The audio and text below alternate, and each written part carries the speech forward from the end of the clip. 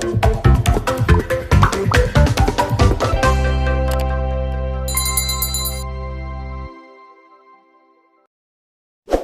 वालेकुम dear students, how are you. हमारा आज का टॉपिक जो है वो चैप्टर नंबर 12 इलेक्ट्रोस्टैटिक से है, सेकेंड ईयर फिजिक्स का जो सबसे पहला चैप्टर है, और टॉपिक है कैपेसिटर। बच्चों, कैपेसिटर जो है एक ऐसा डिवाइस है विच स्टोर इलेक्ट्रिक चार्ज या electric energy. Actually capacitor store तो एनर्जी ही करता है, ठीक है, बल्कि ज़्यादा बेहतर ये कहना होगा कि कैपेसिटर इलेक्ट्रिकल एनर्जी स्टोर करता है, ठीक है। चार्ज स्टोर करने वाली जो टर्म है उससे थोड़ा वो मिसगाइड कर सकती है, थोड़ा आप उससे मिसलीड हो सकते हैं। तो टोटल चार्ज जो होता है कैपेसिटर का वो सेम ही रहता है। तो जब हम ये कहते हैं कि कैपेसिटर चार्ज स्टोर करता है तो हमारा कहने का मतलब होता है कि कैपेसिटर एनर्जी स्टोर करता है, ठीक है जी। अब वो किस तरह से चार्ज स्टोर करता है और किस तरह से एनर्जी स्टोर करता है, कैपेसिटर होता क्या है, कैपेसिटर बनता कैसे है, तो ये तमाम चीजें हम इस टॉपिक में सीखेंगे। स्टार्ट करेंगे हम कैपेसिटर की डेफिनेशन से। तो बच्चों, कैपेसिटर की डेफिनेशन क्या है? A device which store electric charge और electric energy is called capacitor. बच्चों, कैपेसिटर क्या होता है? हमारे पास दो प्लेट्स होती हैं, दो मेटल प्लेट्स, ठीक है। आपको पता है कि metals are good conductors of electricity. Metals जो हैं उनमें करंट बड़ी आसानी से फ्लो कर सकता है। तो ये मेटल की बनी हुई दो प्लेट्स हैं, इनको हमने इस तरह से यहां एडजस्ट किया है कि ये बिल्कुल एक दूसरे के पैरेलल है। इसको हम पैरेलल प्लेट कैपेसिटर भी कह सकते हैं। बच्चों, चूंकि ये मेटल प्लेट्स कंडक्टर्स होती हैं तो इन कंडक्टर्स में equal amount of positive and negative charges होती है, यानी कि जितने इस कंडक्टर में पॉजिटिव चार्ज होंगे उतने ही नेगेटिव चार्ज होंगे। तो ओवरऑल ये प्लेट या कंडक्टर न्यूट्रल होगा।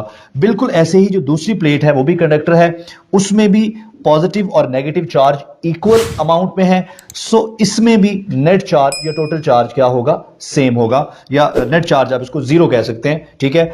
ओवरऑल ये प्लेट न्यूट्रल होगी और ये प्लेट भी न्यूट्रल होगी क्योंकि पॉजिटिव और नेगेटिव चार्ज की तादाद क्या होगी? बराबर होगी। बच्चों, जब किसी कैपेसिटर को हम बैटरी के साथ या किसी पोटेंशियल सोर्स के साथ जोड़ देते हैं तो क्या होता है, आइए देखते हैं।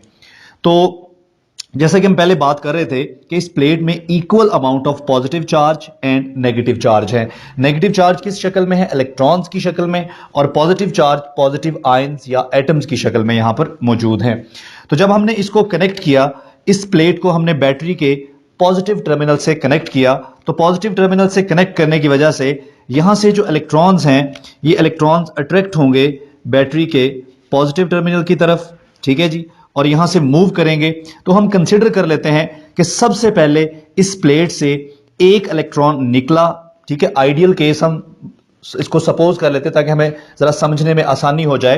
तो एक इलेक्ट्रॉन यहां से निकला, बैटरी के पॉजिटिव टर्मिनल की तरफ अट्रैक्ट हुआ, और यहां से होते हुए बैटरी ने इस नेगेटिव चार्ज को या इस इलेक्ट्रॉन को डिपॉजिट कर दिया इस प्लेट के ऊपर। तो इस प्लेट में एक नेगेटिव चार्ज आकर डिपॉजिट हो गया।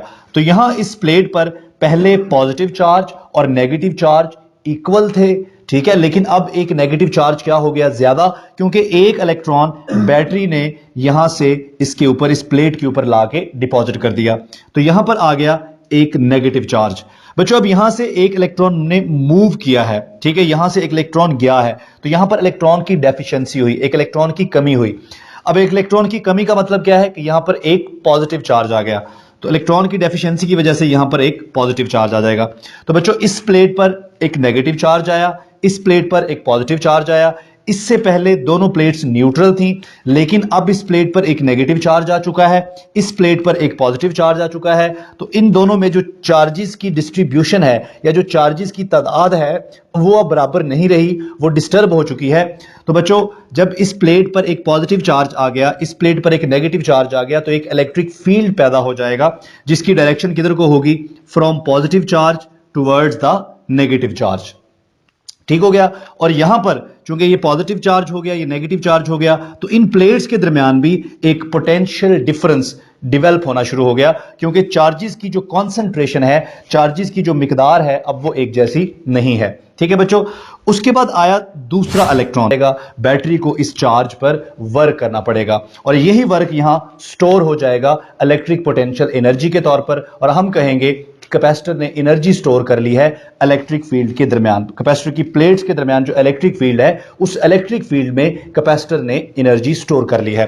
तो बच्चों, जब यहां पर दूसरा चार्ज डिपॉजिट हुआ, ठीक है, तो यहां पर एक और नेगेटिव चार्ज आ गया, ठीक है, एक और इलेक्ट्रॉन आ गया। एक और इलेक्ट्रॉन आने से नेगेटिव चार्ज की तादाद में इजाफा हो गया। पहले एक नेगेटिव चार्ज था, एक और आ गया। अब यहां से एक इलेक्ट्रॉन पहले निकला तो एक पॉजिटिव चार्ज आया, एक इलेक्ट्रॉन और निकल गया तो एक और पॉजिटिव चार्ज आ गया। तो बच्चों, इस तरह क्या होगा, इलेक्ट्रॉन इस प्लेट से, प्लेट ए से मूव करते रहेंगे प्लेट बी की तरफ, और हर नया इलेक्ट्रॉन जब बैटरी डिपॉजिट करेगी तो हर नया इलेक्ट्रॉन जो है उसको बैटरी को डिपॉजिट करना होगा इलेक्ट्रिक फील्ड की डायरेक्शन के अपोजिट डायरेक्शन में। इसलिए हर दफा बैटरी को पहले से ज्यादा वर्क करना पड़ेगा, और चार्जेस की जो तादाद है वो भी अब इस प्लेट में कम होती जा रही है, इस प्लेट में बढ़ती जा रही है। तो इन प्लेट्स के दरमियान जो पोटेंशियल डिफरेंस है, जो जो यहां चार्ज स्टोर होता जाएगा, इन प्लेट्स के दरमियान जो पोटेंशियल डिफरेंस है वो पोटेंशियल डिफरेंस भी बढ़ता जाएगा। तो बढ़ते बढ़ते एक ऐसा टाइम आएगा जब इन प्लेट्स के दरमियान पोटेंशियल डिफरेंस बैटरी के पोटेंशियल डिफरेंस के बराबर हो जाएगा, ठीक है।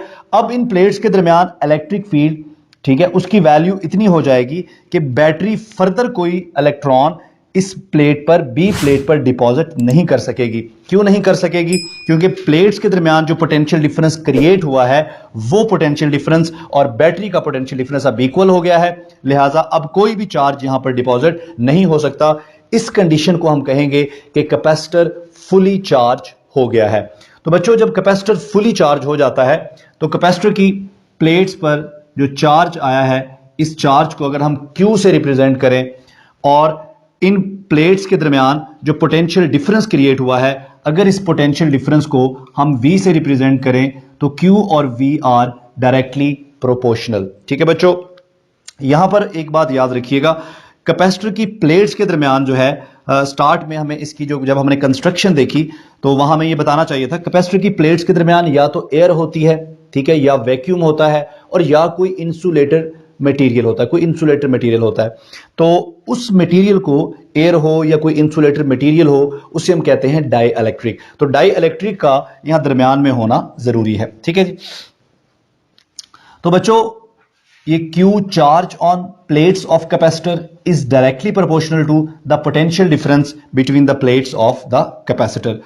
तो अगर इस प्रोपोर्शनैलिटी को सॉल्व करें तो यहां हमारे पास एक कांस्टेंट आ जाएगा, constant of proportionality. So Q is equal to CV, ठीक है, यहां हम इसको यूं लिख सकते हैं, C is equal to Q over V।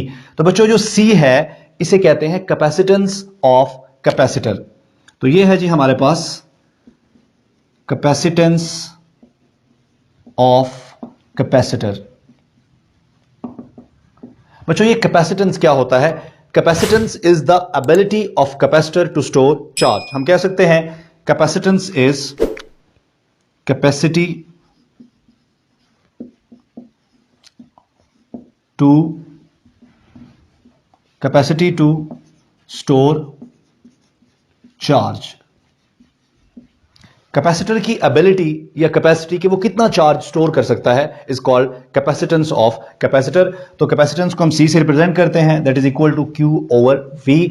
अगर यहां से हम इसका यूनिट निकालें, अगर हम कैपेसिटेंस का यूनिट निकालें तो ये चार्ज का यूनिट क्या होता है? कूलम, और ये पोटेंशियल डिफरेंस है, इसका यूनिट क्या होता है? वोल्ट। ये बन गया कूलम पर वोल्ट, ये इक्वल है फेरेड के।